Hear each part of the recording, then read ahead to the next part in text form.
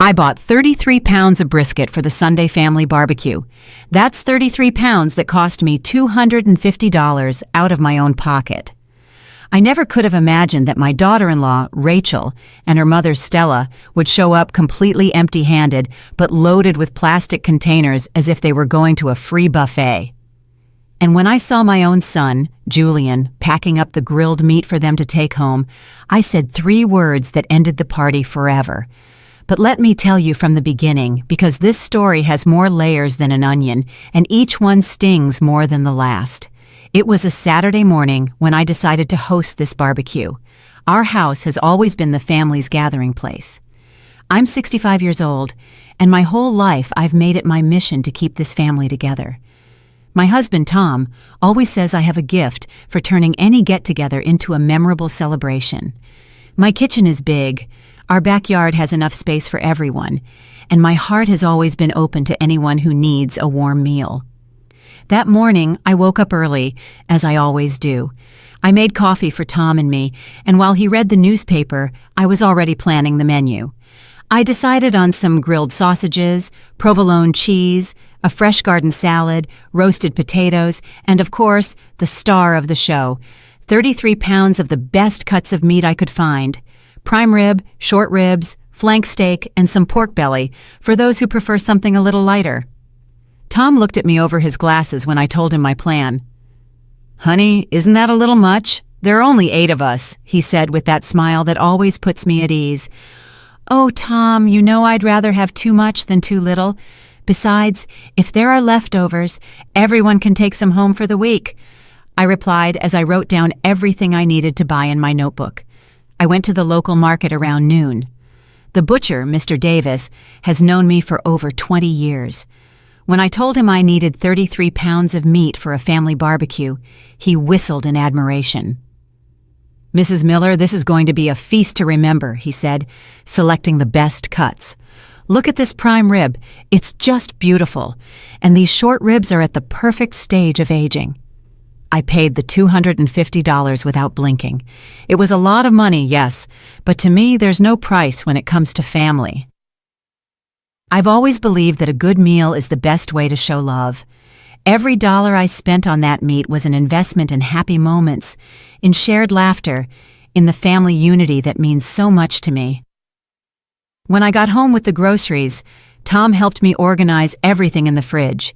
The meat took up most of the space, but seeing it there, waiting to be cooked with love, filled me with satisfaction. "Tomorrow is going to be a perfect day," I told Tom as we put away the last packages. That afternoon, I called everyone to confirm they were coming. First, I called my son, Julian. He's 32 years old. He's a good kid, a hard worker, but since he married Rachel 3 years ago, I feel like something has changed in him. It's not that she's a bad person, but sometimes it seems like he walks on eggshells so he doesn't upset his wife. "Mom, of course we'll be there," he said over the phone. "Rachel is really excited. Oh, and her mom, Stella, is coming too. I hope you don't mind." Mind?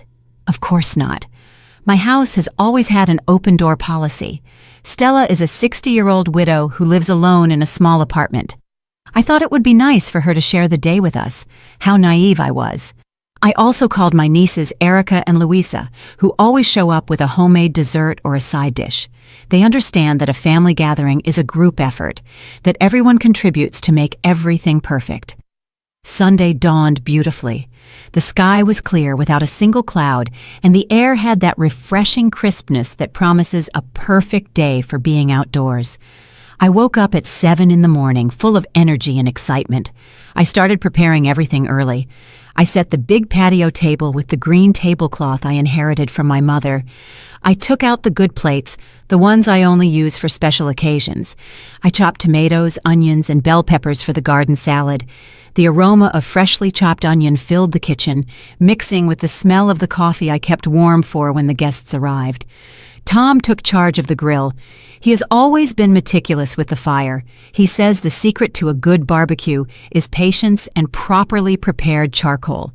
I watched him arrange the logs, preparing the embers with the care that only he possesses. Meanwhile, I prepared the roasted potatoes, washed the lettuce, and got everything ready so that when the family arrived, All we had to do was enjoy ourselves. At 11 in the morning, Erica and Louisa arrived. As always, they didn't come empty-handed. Erica brought an apple pie she had baked early that morning, still warm and with a sweet aroma that reminded me of my childhood.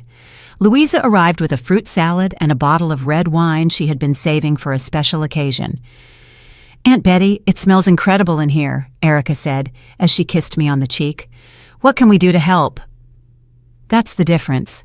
They came asking how they could help, their hands full with gifts for everyone, with that generous attitude that makes a family gathering truly special.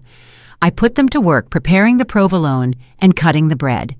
While Tom started putting the sausages on the grill, everything was going perfectly. The house was filled with laughter. The aroma of the meat was beginning to waft through the backyard, and I felt I was in my element.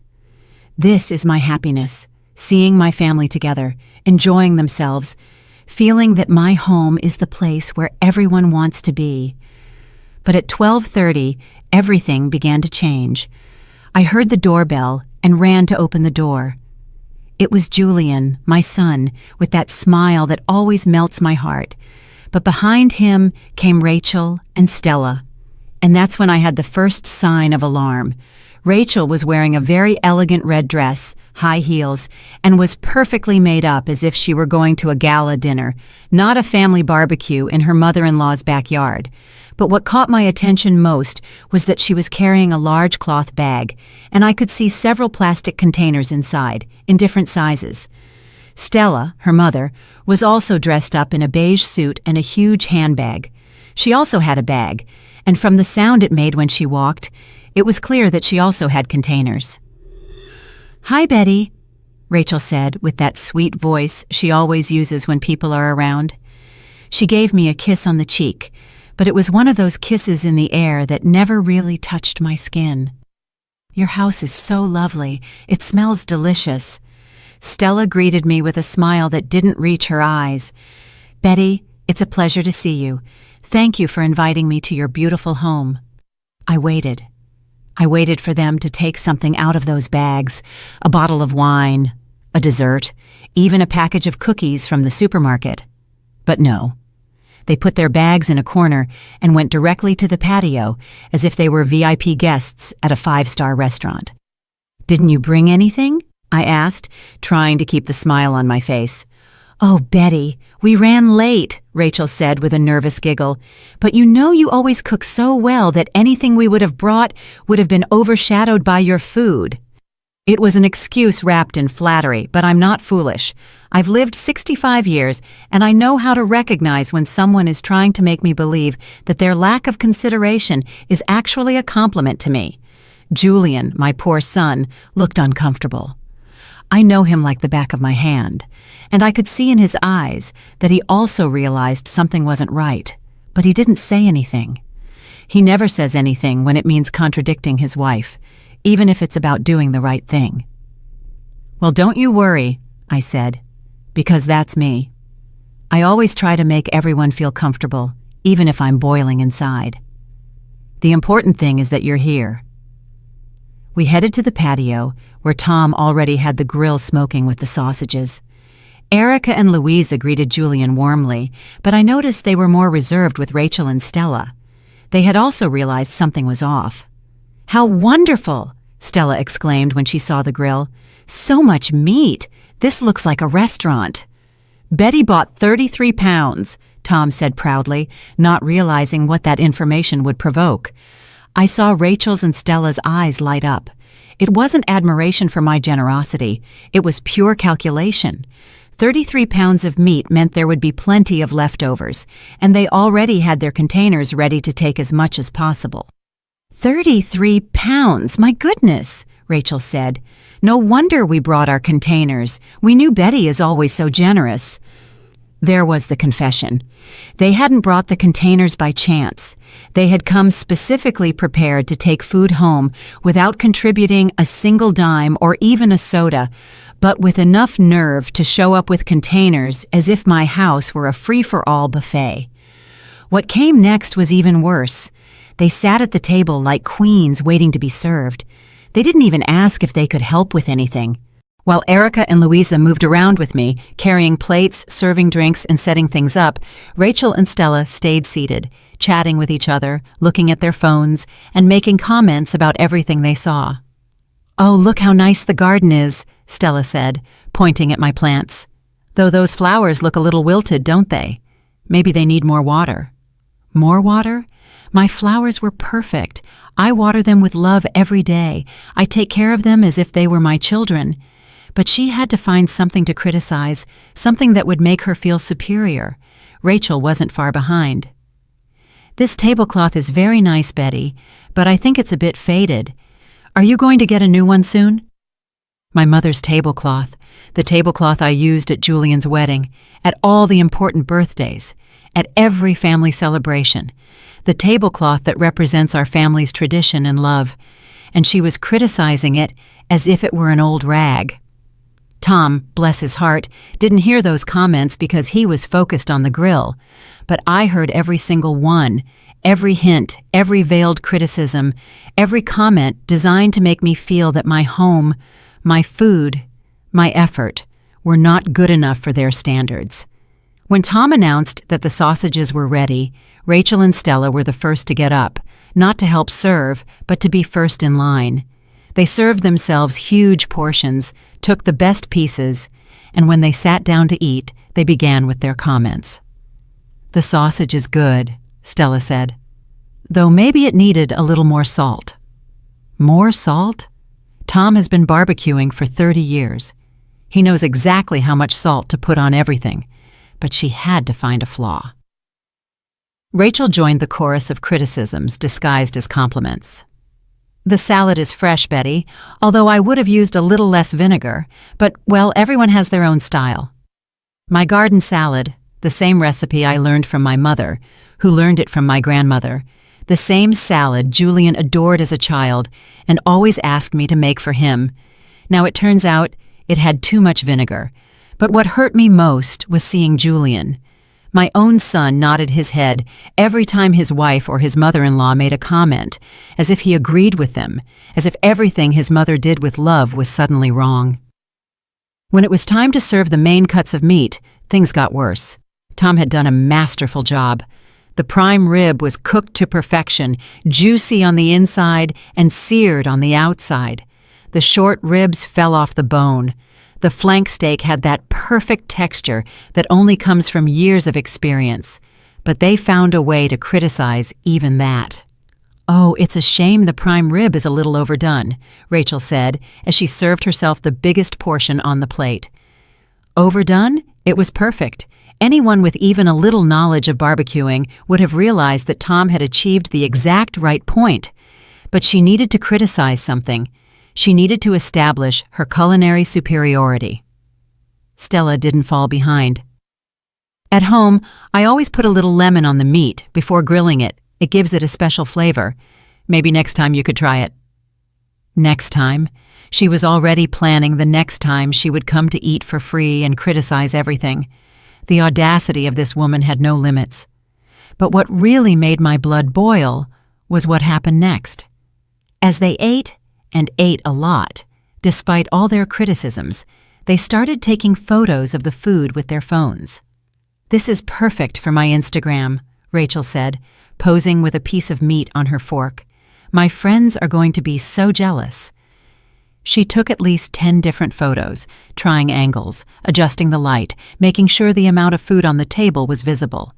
Then she started typing on her phone. "What are you writing?" Julian asked her. "A post about this amazing family barbecue," she replied without looking up from her phone.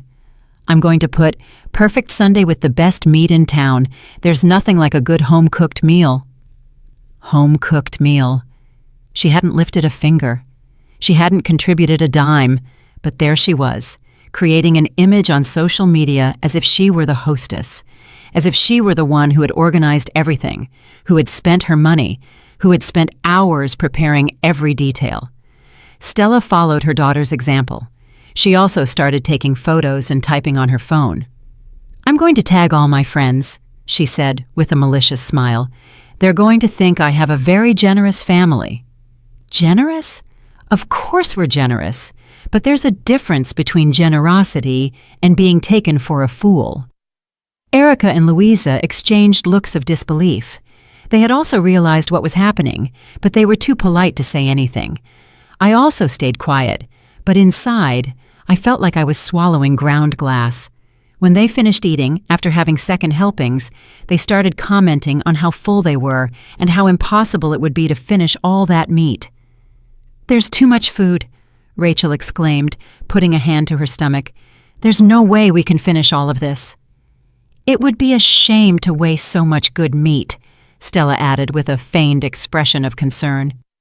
That's when they revealed their true intentions. As if by magic, their bags with the plastic containers appeared. Containers of all sizes, big ones for the meat, medium ones for the salads, small ones for the sauces. "We don't want anything to go to waste," Rachel said as she started taking out the containers.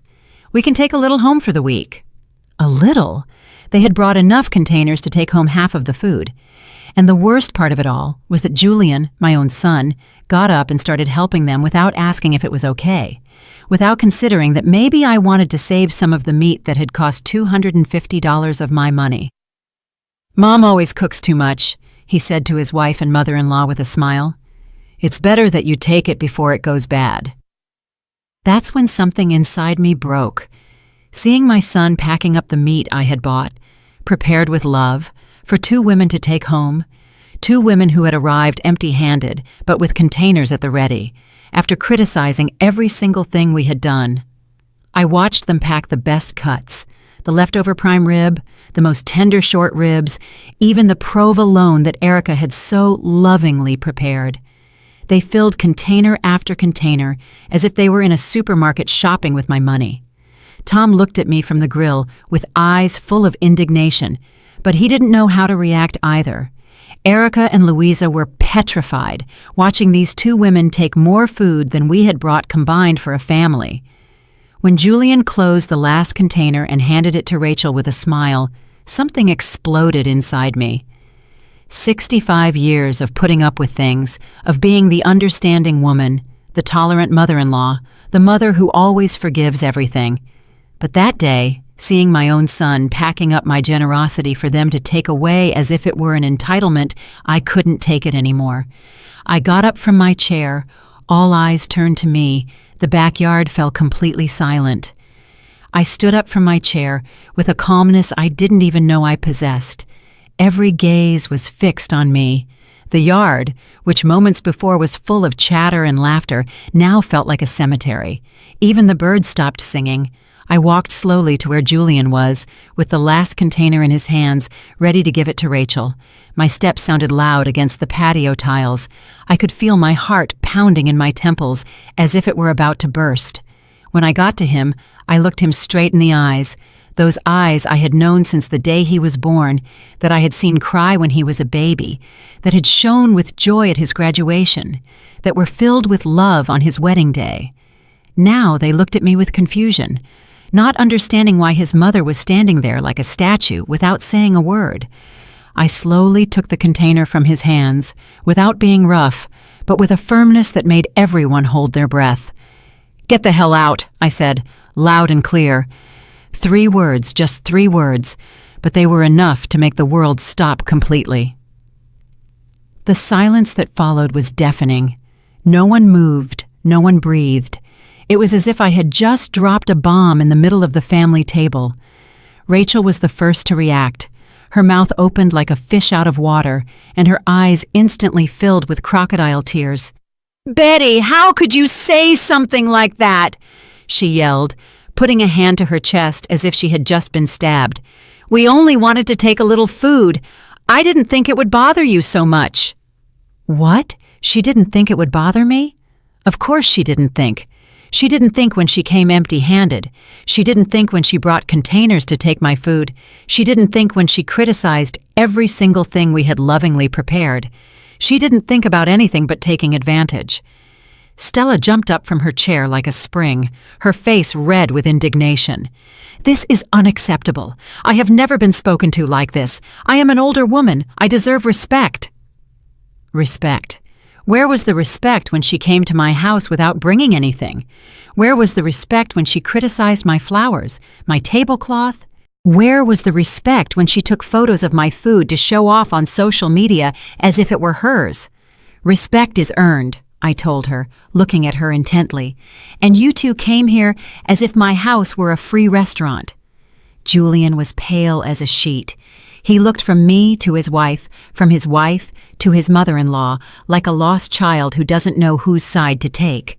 "Mom, please," he begged me in a trembling voice. "It was just a misunderstanding. Rachel didn't mean to offend you." A misunderstanding? Calling a premeditated plan to show up with containers to take food for free a misunderstanding?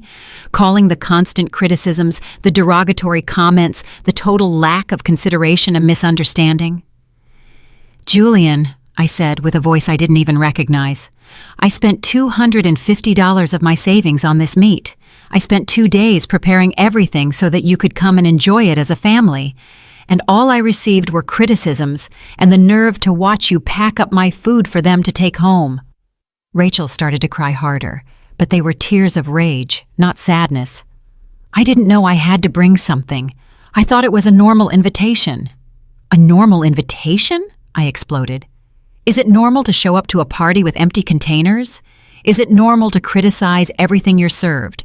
Is it normal to take photos of someone else's food to show off online?" Tom came over and put a hand on my shoulder. I could feel that he was also furious, but he was trying to stay calm out of respect for the family. "Betty is right," he said with that deep voice he only uses when he's truly upset. "This is not okay." Erica and Louisa nodded in silence. They had seen everything. They had been witnesses to every comment, every disrespect, every abuse of trust. But Julian, my poor son, was completely lost. Instead of defending his mother, instead of acknowledging that his wife and mother-in-law had behaved poorly, he took their side. "Mom, you're exaggerating," he said in a voice that broke my heart. "Rachel is my wife. Stella is practically my mother-in-law. They're family." Family. That was family to him. People who come to take advantage, who criticize everything, who respect nothing. "Family respects," I replied with tears in my eyes. "Family contributes. Family appreciates. This isn't family, Julian. This is abuse."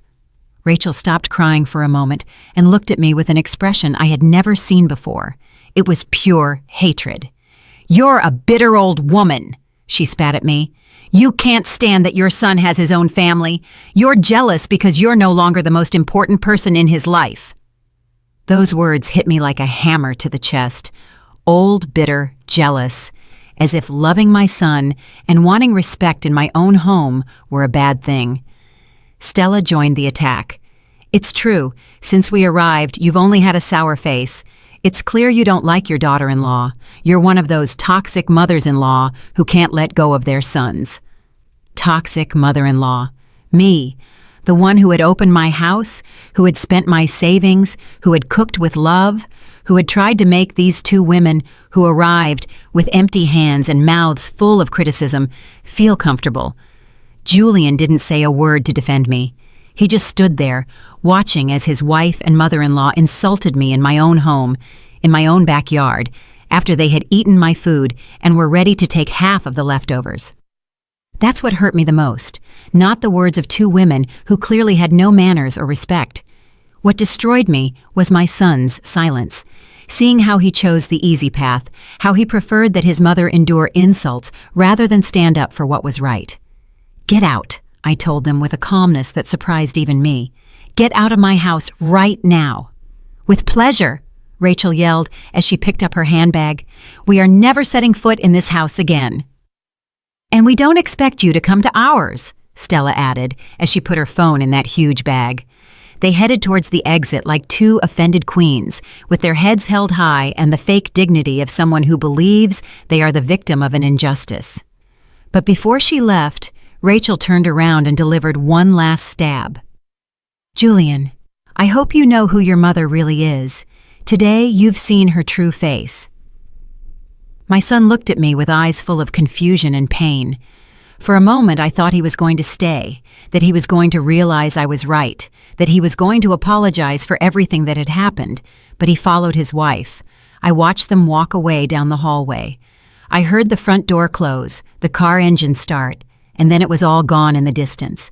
And I was left standing there in my backyard, surrounded by the deepest silence I had ever felt in my life. The silence that followed their departure was devastating. I stood in the middle of the patio, looking at the table full of dirty dishes, the remains of the food I had prepared with so much love, the empty containers they had abandoned in their dramatic escape. It was as if a hurricane had passed through my house and destroyed everything in its path. Tom was the first to move. He came over and hugged me without saying a word. I could feel him trembling with the rage he had been holding in all afternoon. My husband is a peaceful man who always tries to avoid conflict, but that day he had seen his wife humiliated in her own home. "You did the right thing," he whispered in my ear. It was about time someone told them the truth. Erica and Louisa also approached. I could see a mix of admiration and concern in their eyes. Admiration because I had had the courage to defend my dignity, and concern because they knew this wouldn't be the end of it. "Aunt Betty," Erica said, taking my hand, "we saw everything. They behaved horribly towards you. You didn't have to put up with that." "It's true," Louisa added. "They came here as if you were their personal servant, bringing nothing, criticizing everything, and on top of that, wanting to take half the food. What nerve!" Their words comforted me a little, but they couldn't erase the pain I felt in my chest. My own son had abandoned me. He had chosen to defend two women who were clearly manipulating him, who had made him an accomplice to this humiliation. We stayed there for a while, hugging, trying to process what had happened. Then we began to clear the table in silence. Each plate I picked up reminded me of a moment from the afternoon. Here, Rachel had sat, criticizing my salad. Over there, Stella had been complaining about my flowers. In that spot, I had seen Julian packing up the meat as if it were a free delivery service. There was a lot of food left over. Ironically, after all the drama over the containers, there was enough meat for several days. Tom started putting it in the fridge while I washed the dishes, trying to keep my hands busy so I wouldn't think too much, but my mind wouldn't stop racing. How had we gotten to this point? When had my son stopped being the man I raised, the one who knew how to distinguish right from wrong? When had he allowed his wife to turn him into someone who could watch his mother be humiliated without defending her? Erica and Louisa stayed late, helping me clean up and keeping me company in my grief. When they left, the house was submerged in a silence that seemed to scream my loneliness. I couldn't sleep that night. I stayed awake, staring at the ceiling, reliving every moment of the afternoon, every word that had been said, every gesture of contempt I had received. But what hurt me most was Julian's betrayal. The days that followed were the most difficult of my life. I hoped my son would call, that he would come to apologize, that he would admit he had made a mistake. But nothing happened. My phone remained completely silent. On the third day, I couldn't take it anymore. I called him myself. "Hello, Mom," he said in a cold voice I had never heard before. "Julian, we need to talk," I said, trying to stay calm. "There's nothing to talk about," he replied with a harshness that broke my heart. "What you said on Sunday was unforgivable. Rachel has been crying all these days. Stella is so upset she had to go to the doctor for her high blood pressure." Rachel crying, Stella at the doctor. Please, the same women who had come to my house like emotional vampires were now playing the victims. "Julian, they showed up with containers at the ready," I explained. "They brought nothing, they criticized everything, and they wanted to take half the food I paid for." "That doesn't justify what you said to them," he interrupted. "They are older women. They deserve respect." Respect? Where was the respect for his mother? Where was the respect for the woman who had raised him, educated him, and loved him unconditionally for 32 years? "And what about me?" I asked, my voice cracking. "Am I not an older woman who deserves respect? Am I not your mother?" "You are my mother," he said in a tone that sounded like an unpleasant obligation. "But Rachel is my wife, and I will always defend my wife." There was the truth. That was his priority. Not justice, not what was right, but keeping a woman who had clearly manipulated him happy. "Fine," I said, feeling defeated. "I hope you are happy with your decision. Mom, if you want to fix things, you know what you have to do," he said before hanging up. I knew what I had to do. Apologize, crawl like a worm, begging for forgiveness for having defended my dignity. That call was like receiving confirmation of something I already knew but didn't want to accept. I had lost my son, not physically but emotionally. The woman he had married had achieved her goal. She had created a barrier between us so high it seemed impossible to cross. The days turned into weeks and the weeks into a month. I didn't hear anything from Julian. Tom told me to be patient, that he would surely get over his tantrum and come back begging for forgiveness. But I knew my son, and I knew that as long as he was under Rachel's influence, things wouldn't change. One afternoon, as I was watering my plants, the ones Stella had criticized for being wilted, the doorbell rang. My heart jumped, thinking it might be Julian, that he had finally come to seek reconciliation. But when I opened the door, it was Erica. "Aunt Betty, I have to tell you something," she said with a serious expression. "Yesterday, I ran into a friend who works in the same place as Rachel. She told me some things that will hurt, but I think you need to know." I sat on the couch, bracing myself for the worst. Erica took a deep breath before she started to speak. "Rachel has been telling people at work that you kicked her out of your house for no reason. She says she showed up with a gift and that you insulted her because you're jealous that Julian got married. She's painting the story as if you're a crazy, obsessive mother-in-law." I felt as if I had been slapped. Not only had they humiliated me in my own home, but now they were destroying my reputation, telling a completely distorted version of the facts. "But that's not all," Erica continued. "My friend told me that Rachel brags about never spending a dime when she goes to other people's houses. She says she always finds a way to get invited and take home free food. She sees it as a game, a way to save money on groceries." The pain turned into rage. It hadn't been an accident. It hadn't been a misunderstanding. It had been a calculated plan, a cold and calculating strategy to take advantage of my generosity. "And there's more," Erica said, taking my hand. "Julian is also telling the story at his job. He says his mom went crazy out of the blue, that he's worried about your mental health." My mental health. My own son was suggesting I was crazy for having defended my dignity. The world had turned completely upside down. That night, after Erica left, I sat in my kitchen with a cup of tea and made the most difficult decision of my life. I wasn't going to beg, I wasn't going to grovel, I wasn't going to apologize for having defended my dignity. If my son had chosen the side of lies and manipulation, then I would choose the side of my self-worth. I got up, went to my bedroom, and took a suitcase out of the closet. Tom looked at me, confused, from the bed where he was reading. "What are you doing, Betty?" "I'm leaving," I said with a calmness that surprised even me. "I'm going to my sister Isabella's house in Dallas for a while. I need to get away from all this." Tom sat up, alarmed. "You're leaving? For how long?" "I don't know," I replied as I began to fold my clothes. "Maybe 2 weeks, maybe 2 months. I can't stay here waiting for my son to ask for forgiveness for something I didn't do wrong." My sister Isabella lives in a small house on the outskirts of Dallas. She has been a widow for 5 years and had always told me her door was open for me whenever I wanted to visit. I never thought I would need her as an emotional refuge. The next day, I took a bus.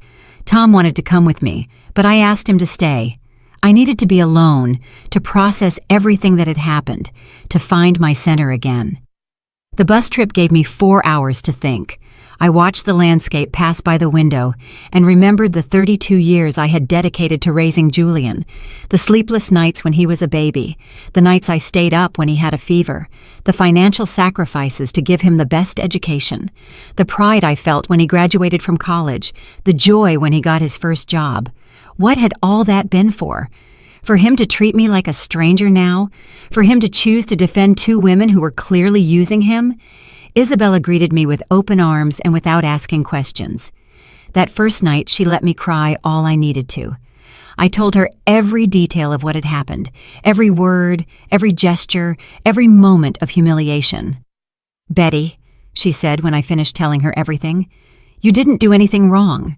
If a son can't defend his mother when she's right, then something is very broken in that relationship." The first few days at Isabella's were difficult. I woke up with no desire to do anything, no appetite, no energy. I had fallen into a deep depression that I didn't know how to handle, but Isabella, who is a retired psychologist, helped me little by little. "The pain you're feeling isn't just about the barbecue," she explained one afternoon while we were drinking iced tea in her garden. "It's about years of an unequal relationship. You were always the one who gave, the one who sacrificed, and when you finally set a boundary, your son didn't know how to react." She was right. Reviewing the last 3 years, since Julian married Rachel, I realized that I had always been the one to adapt. When they couldn't come for lunch, I would change my plans. When Rachel wanted me to cook something specific, I would buy the ingredients. When they had financial problems, I would give them money without expecting them to pay it back.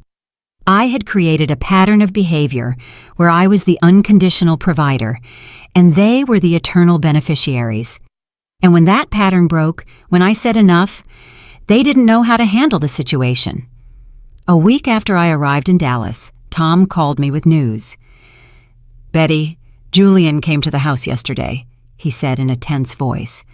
My heart raced. What did he want? He was looking for some documents he had left in his old bedroom, but he also asked about you. "What did he say?" "He asked if I knew when you were coming back. I told him I didn't know, that it depended on you. He was quiet for a while, and then he asked if I thought he had done something wrong."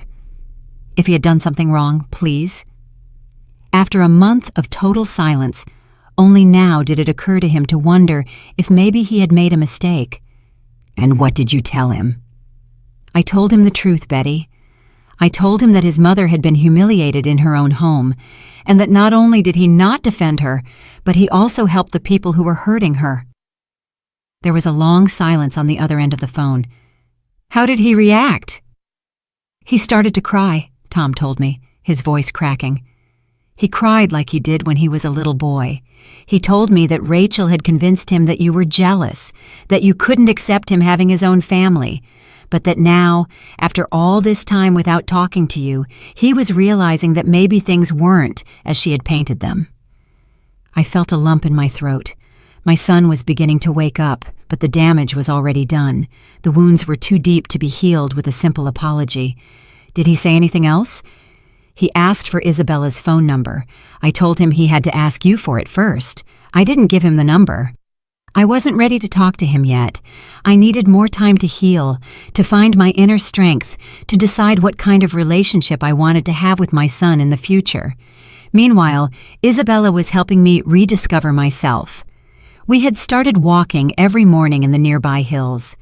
The fresh air, the exercise, and the beauty of the landscape were bringing back my lost energy.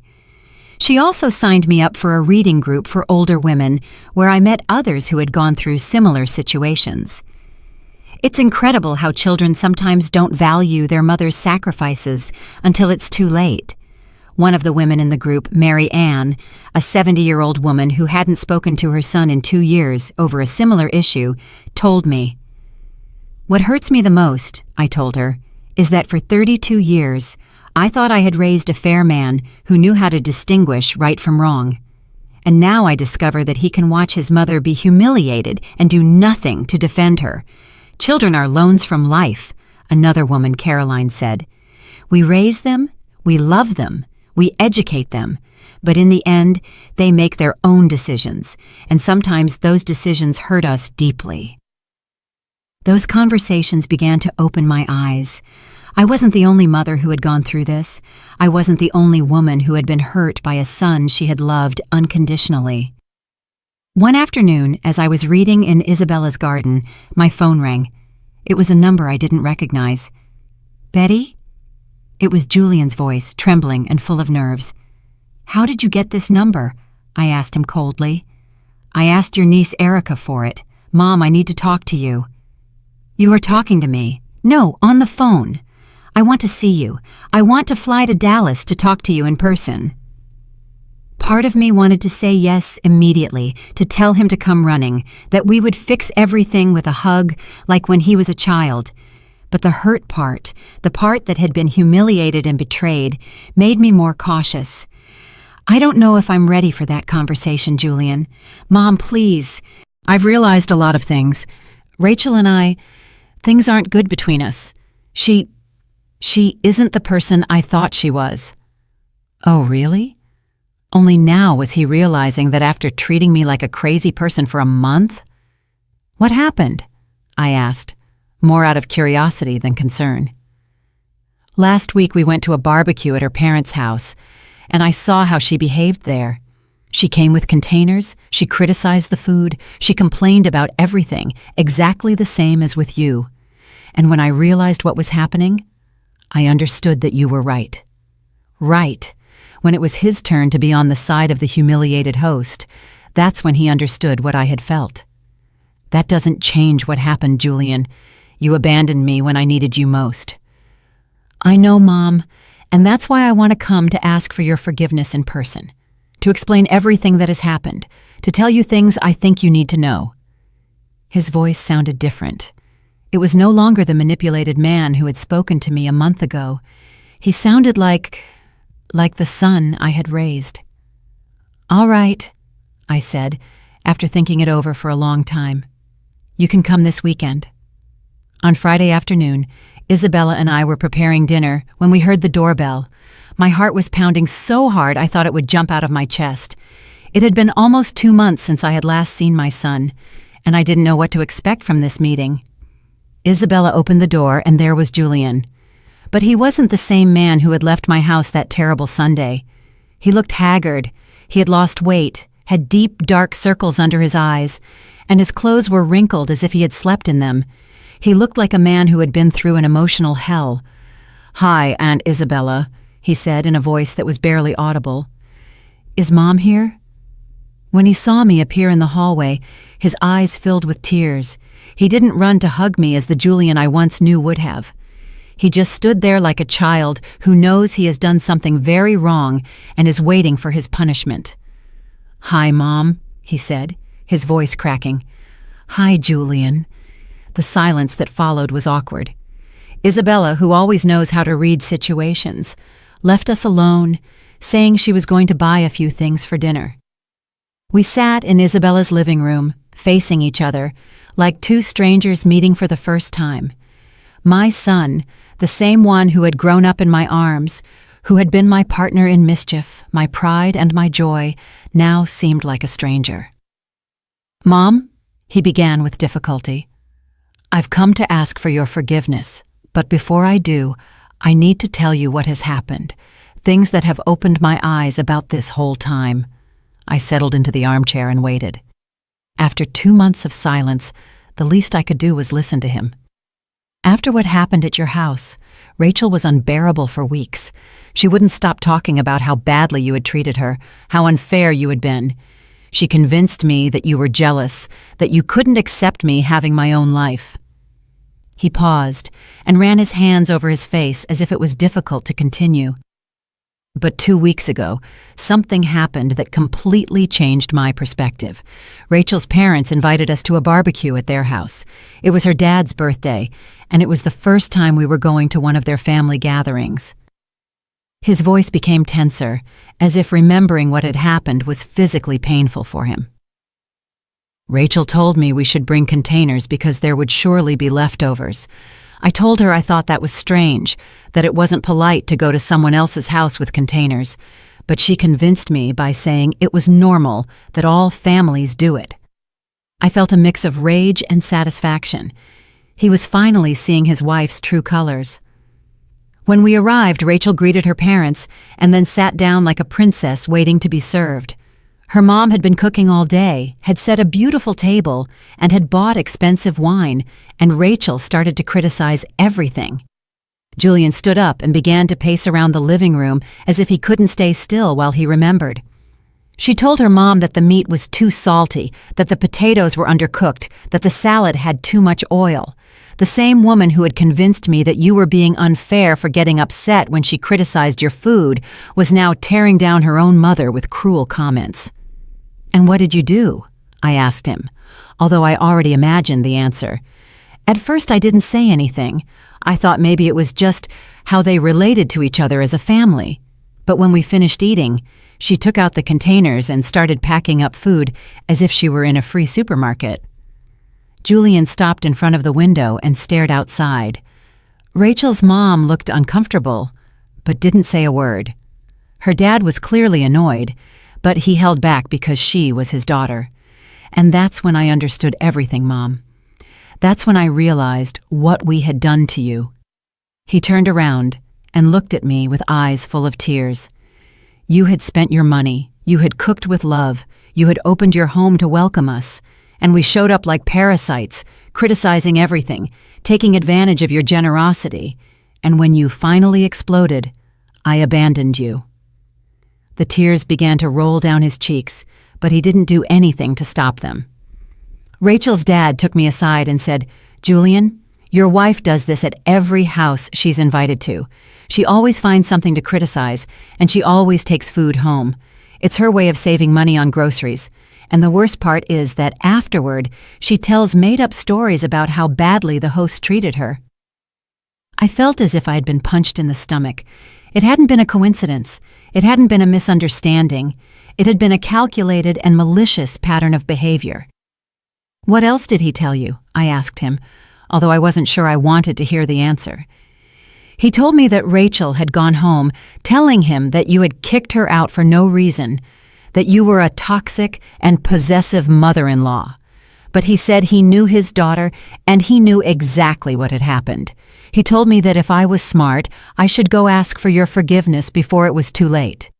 Julian sat down again, but this time he moved closer to me.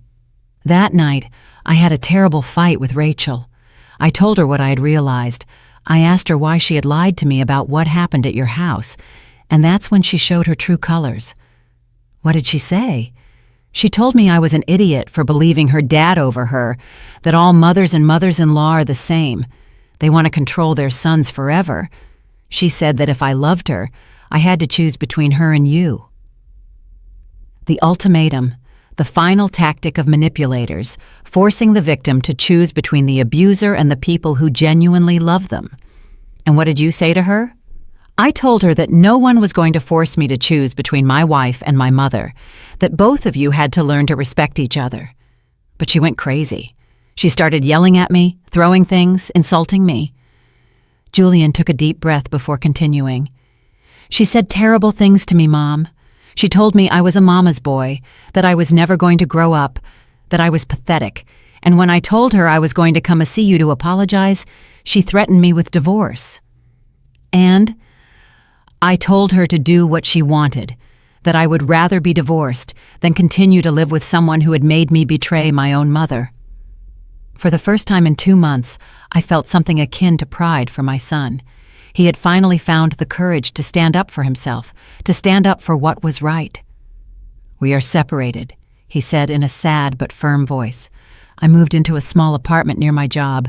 Rachel stayed in the house we bought together, but the lawyers will figure that out. How do you feel about all this?" I asked him. "Devastated," he admitted, but also relieved. For the 3 years we were married, I felt like I was losing my identity, that I was turning into someone I didn't recognize.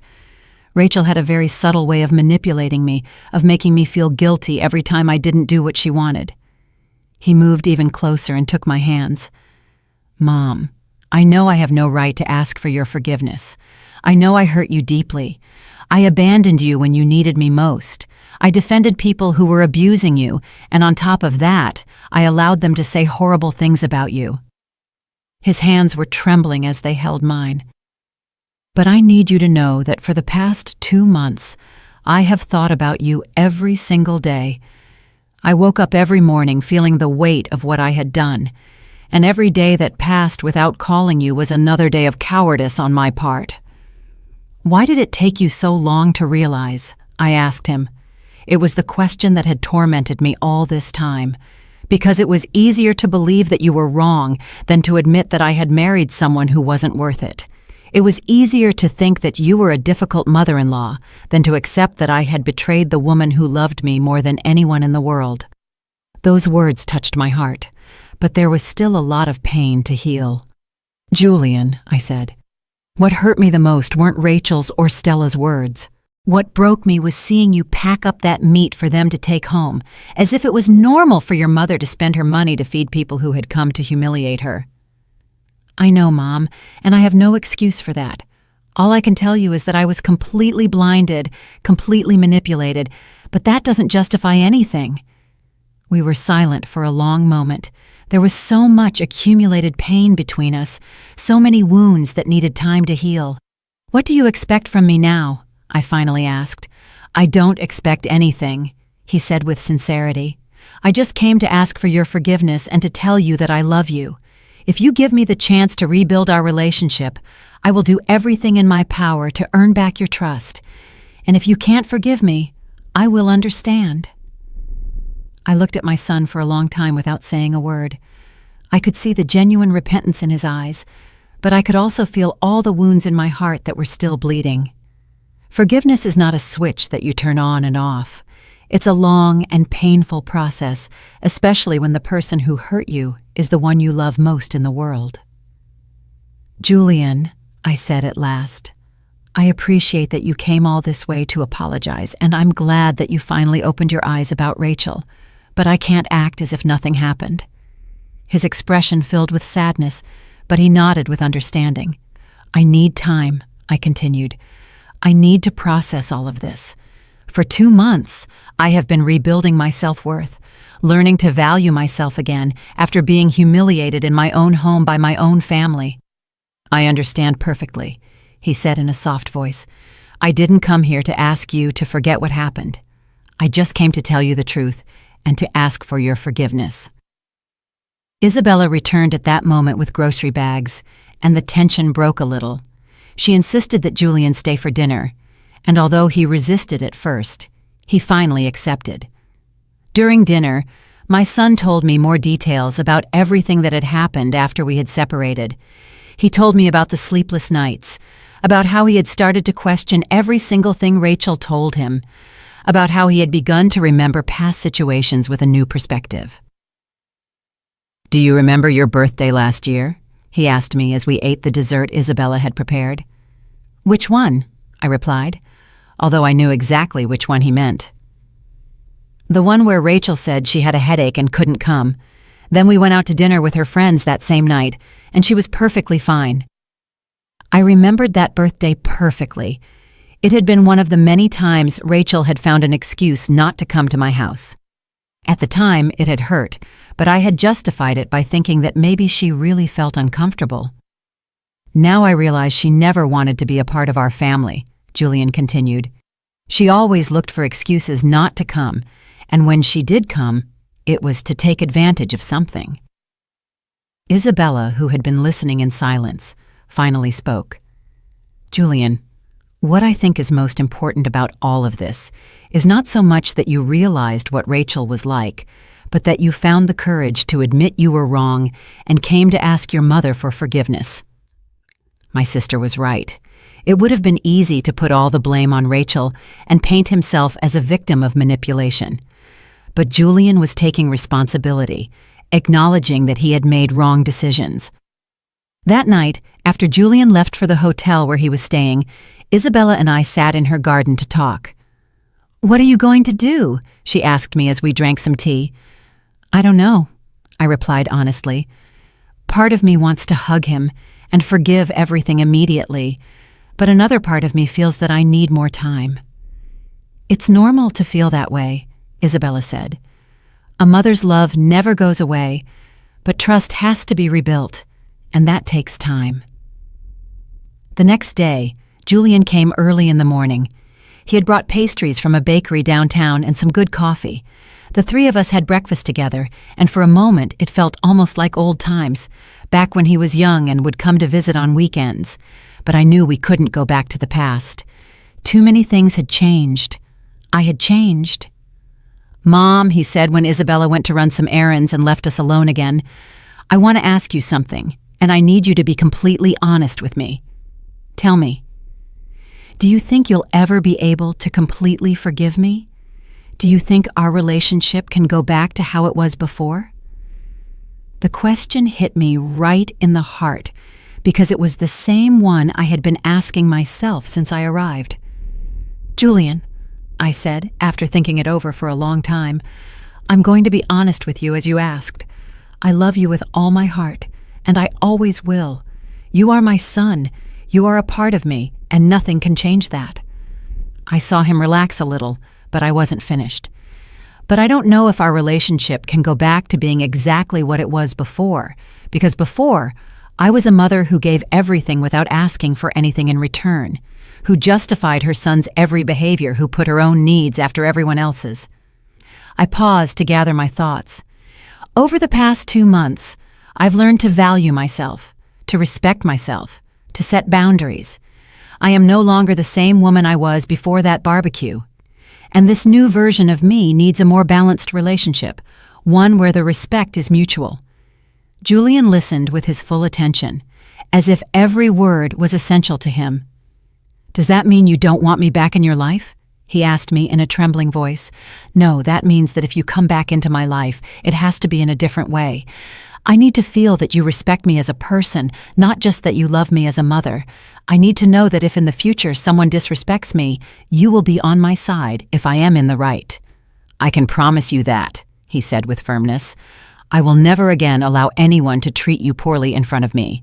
I will never again choose the easy path when I have to stand up for what's right." "Promises are easy to make when you're sorry," I told him. "What will convince me are actions, time, the consistency of your behavior." Julian nodded, understanding that this was going to be a long process. "What do you need from me?" he asked me. "I need you to understand that trust is built little by little. I need you to respect my timing, my decisions, my boundaries. And I need you to show me, with actions, not just words, what you've learned from this." "Are we starting over from scratch?" he asked. "No, not from scratch," I clarified. "We have 32 years of history together, and most of those years were beautiful. But we do need to start a new stage, one where we are both more mature, more aware, and more respectful of each other."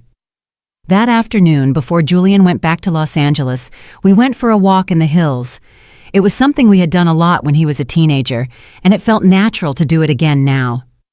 "Mom," he said as we walked up a trail, "there's something else I need to tell you." "What is it?"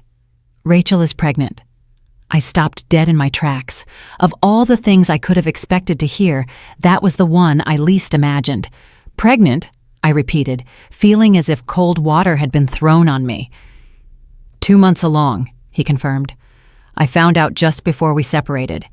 In fact, it was part of the reason it took me so long to make the decision to leave her. My mind began to process the implications of this news.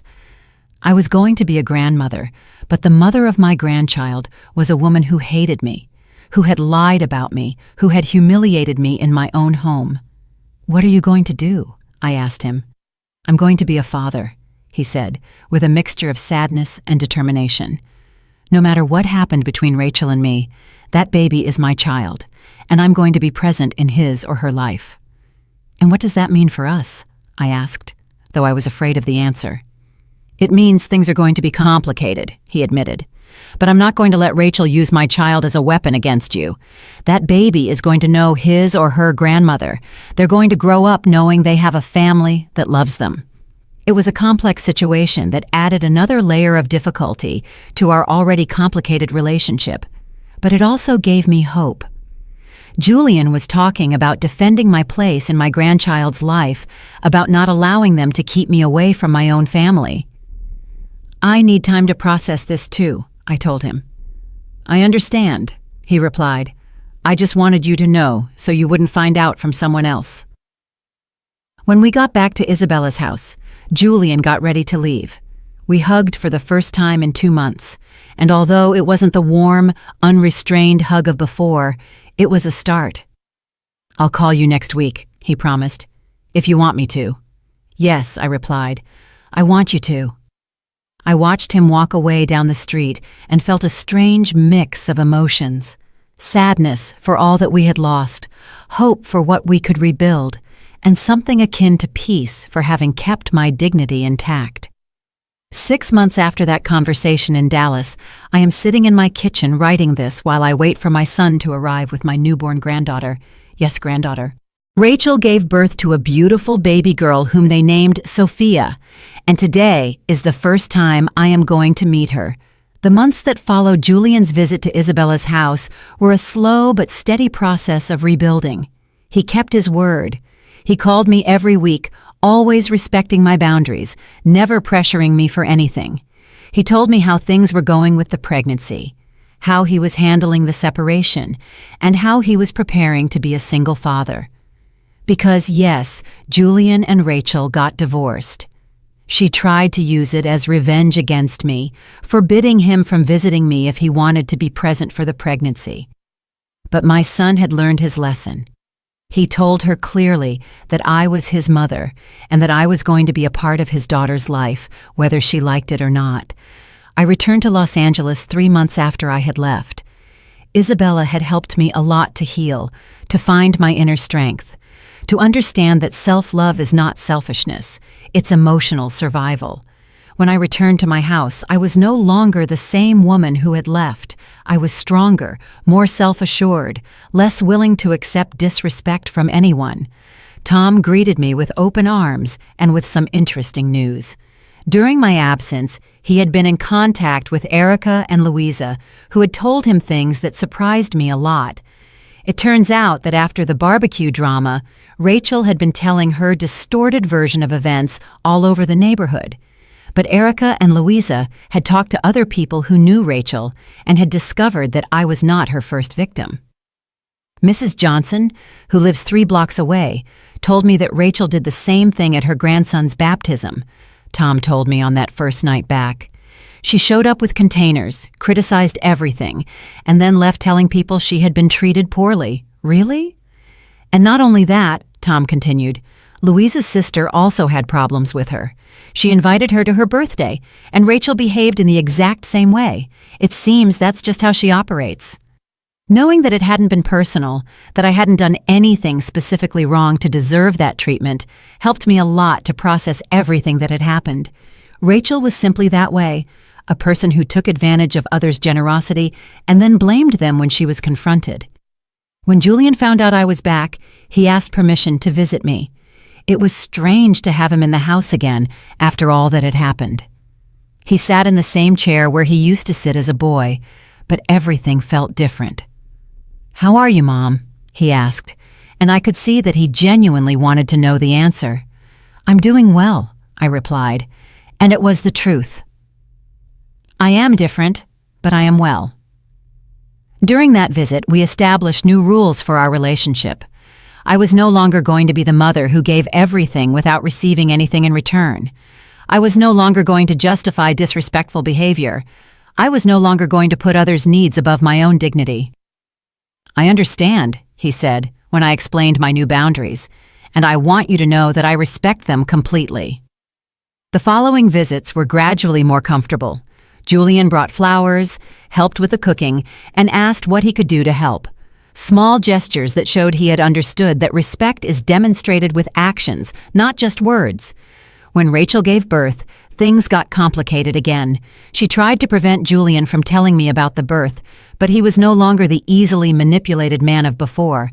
He called me from the hospital to tell me he had a beautiful and healthy granddaughter. "Rachel doesn't want you to come to the hospital," he said with sadness. "But as soon as I can take Sophia to my apartment, I will introduce her to you." It didn't hurt not being able to go to the hospital. I had already learned not to take Rachel's spite personally.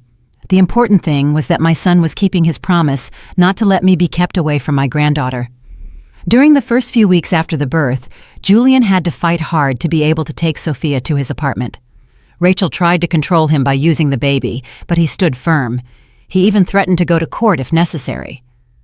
"I'm not going to let her use my daughter as a weapon," he told me over the phone one night, sounding exhausted. "Sophia has a right to know her grandmother. and you have a right to know your granddaughter." And here we are. Julian is going to arrive any minute with 3-week-old Sophia. I have prepared everything carefully. The bassinet he used when he was a baby clothes I bought with so much excitement, and a grandmother's heart full of love that is ready to meet this new addition to the family. I hear the car in the driveway. It's him. When I open the door, I see my son with a tiny baby in his arms. Sophia is beautiful. She has Julian's eyes and something in her face that reminds me of him when he was a baby. "Mom," he says with a huge smile, "I'd like you to meet your granddaughter, Sophia." When I hold her in my arms for the first time, I feel my heart fill with a pure joy I haven't felt in a long time. This innocent baby has nothing to do with the conflicts of adults. She only deserves love, care, and a family that will protect her. "Hello, my love," I whisper as I watch her sleep. "I'm your Grandma Betty." Julian looks at me with tears in his eyes. "Mom, I want you to know something. No matter what happens with Rachel, no matter what difficulties may come, Sophia will always know who her grandmother is. She will always grow up knowing your love." "Thank you," I say, unable to hold back my own tears. We spent the afternoon together, the three of us. Julian tells me about his plans as a single father, about how he is organizing his life to give Sophia everything she needs. He also tells me that Rachel has finally accepted that I am going to be a part of the baby's life, even if she doesn't like it. "You know what the most ironic thing about all this is?" he says to me while I feed Sophia her bottle. "What?" "Rachel always told me that you were controlling, that you wanted to manage my life. But in the end, the one who was trying to control every aspect of my existence was her. You just wanted to love me and have me feel free to make my own decisions." It's true. For 32 years, my only goal had been to raise him to be a good, independent man, capable of distinguishing between right and wrong. Manipulation had never been my style. When it's time for them to leave, it's hard for me to say goodbye to Sophia, but I know this is only the beginning. I know I will watch her grow up. I will be a part of her life. I will be able to love her as she deserves to be loved. "We'll come again next week," Julian promises me as he puts the baby in her car seat. "I'll be waiting," I say, and for the first time in a long time, I feel that the future is full of beautiful possibilities. That night, as Tom and I have dinner alone, I reflect on everything that has happened. I lost a son for a few months, but regained a man. I lost a toxic relationship with a manipulative daughter-in-law, but gained a precious granddaughter. I lost my infinite patience and my tendency to justify everything, but I gained self-respect and healthy boundaries. "Do you regret saying those 3 words that Sunday?" Tom asks me. "No," I reply without hesitation. They were the most liberating 3 words I have ever said in my life, because sometimes to start a new life, to regain lost dignity, to teach people how to treat you, all you need to do is say, "Get the hell out," and then back it up with actions. Today, I am a 65-year-old woman who knows her worth, who doesn't accept disrespect from anyone, who loves deeply, but also loves herself. I am Sophia's grandmother, Tom's wife, Julian's mother, but before all that, I am Betty, and Betty deserves respect. And now, every time I host a barbecue, I only do it for people who show up with their hands full and their hearts full of gratitude, because that's the only way to live. Surrounded by people who know how to appreciate generosity, not take advantage of it. Life went on, but now I live it on my own terms. 2 years after that Sunday that changed my life forever, I'm here in my kitchen preparing another barbecue. But this time, everything is different. The table is set for 6 people. Tom and me, Julian with Sophia, who is now 2.5 years old, and Isabella, who came from Dallas to spend a few days with us. Sophia is running around the yard, chasing butterflies with that infinite energy only small children have. Every time she sees me, she yells, "Grandma Betty!" and runs to hug me with those chubby little arms that melt my heart.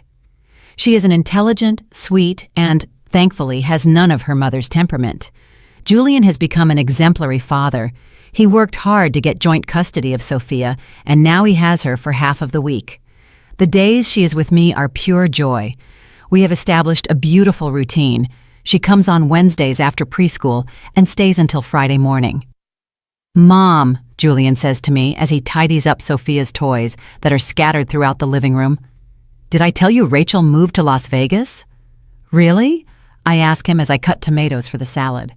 "She left with a guy she met at work. At first I thought it was going to be a problem for Sophia's visits, but it turns out it works out better for her. She doesn't have to see me as often." It's funny how things just work themselves out. Rachel finally found someone else to manipulate, and we regained the family peace we had lost. Julian has grown so much as a person during these 2 years. He is no longer the insecure man who let himself be manipulated. Now he makes his own decisions, stands up for what he believes is right, and most importantly, he is a present and loving father. "Do you know what Sophia told me yesterday?" he asks me as he helps me set the plates on the table. "What did she tell you?" "She asked me why Grandma Rachel never comes to visit, but Grandma Betty is always here. I explained to her that every family is different, but the important thing is that she is surrounded by people who love her." I am moved to tears hearing this. Sophia is already learning, without anyone having to explain it directly, who the people are who truly love her and who are absent by their own choice. Isabella comes out to the patio with a tray of hot dogs she made this morning. My sister has been my greatest support throughout this whole process. Every time I have doubts, every time I feel that maybe I was too harsh, she reminds me that defending your own dignity is never wrong. "Do you remember what you told me 2 years ago?" I ask her as we put the hot dogs on the table. "What's that?" "That children are loans from life, that in the end, they make their own decisions." "And I was right," she says with a smile. "Julian made the right decision, even if it took him a while." Tom comes from the supermarket with wine and ice. At his age, he is still the most patient and wise man I know. Throughout this whole family crisis, he was my rock, my unconditional support. "How's the grill?" I ask him. "Perfect. We can start putting the meat on in an hour." This time, I only bought 11 pounds of meat. I no longer need to impress anyone or show off my generosity in an exaggerated way. I cook with love for the people who truly appreciate that love, not for those who see it as a free obligation. As we prepare everything, I think about how much things have changed. Erica and Louisa still come to the house regularly, and every time they bring something to share. The difference is that now I also go to their houses, bringing desserts or salads. Our family relationships became more balanced, healthier. "Grandma Betty," Sophia yells to me from the yard. "Come see the flower I found." I run out to see her discovery. It's a small daisy that grew between the stones on the path. To her, it is the most beautiful treasure in the world. "How pretty," I say, picking her up. "Shall we put it in a small vase with water?" "Yes, so it doesn't die." We go inside together to find a small vase. As I pour water into it, Sophia looks at me with those huge eyes, full of curiosity. "Grandma, why does Daddy say you are the bravest woman he knows?" The question catches me by surprise. "Your daddy says that?" "Yes.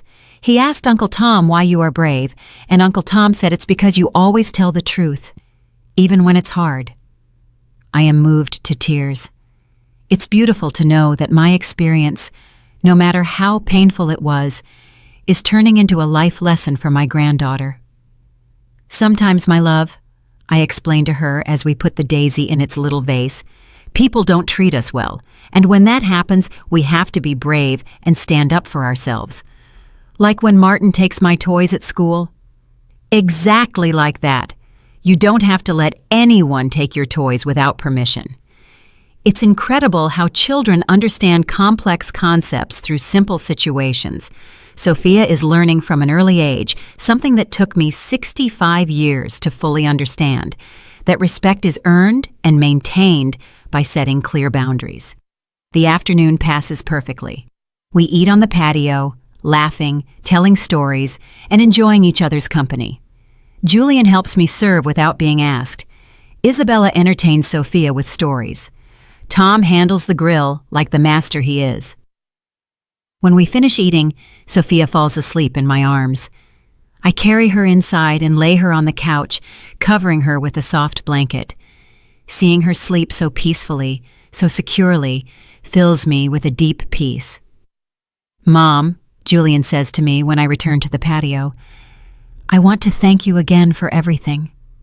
"For what?" "For teaching me that loving someone doesn't mean accepting anything, for showing me that you can forgive without forgetting, for standing firm until I understood what really matters." His words touch my soul. For a long time I wondered if I had done the right thing by standing firm, by not giving in immediately when he came to apologize. But now I see that my firmness was necessary for our relationship to be rebuilt on a solid foundation. "Julian," I say, taking his hand, "the only thing I ever wanted was to raise you to be a good man. Sometimes the paths get twisted, but the important thing is to know how to get back on the right one. And I did, thanks to you." While Isabella and Tom talk about the Dallas Hills, Julian and I stay in silence, enjoying this moment of family peace. There is no longer any tension between us, no more forbidden topics, no more unhealed wounds. When it's time to clear the table, everyone helps without being asked.